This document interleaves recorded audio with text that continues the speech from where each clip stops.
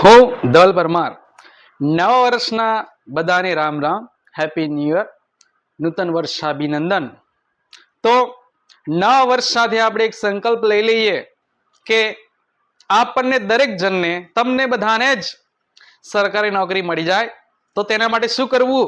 તો જેમ મહાભારતમાં કહેવાયું છે, કૃષ્ણ ભગવાન જ્યારે પાર્થને કહે છે કે હવે યુદ્ધ એ જ કલ્યાણ. હવે એવી પરિસ્થિતિ ઊભી થઈ ગઈ છે કે હવે યુદ્ધ કરવું જ એ જ કલ્યાણ રહ્યું છે.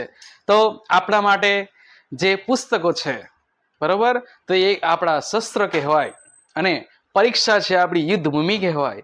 અને આપણે આ શૈક્ષણિક યુદ્ધ કરીને આપણે સફળતા મેળવવાની છે.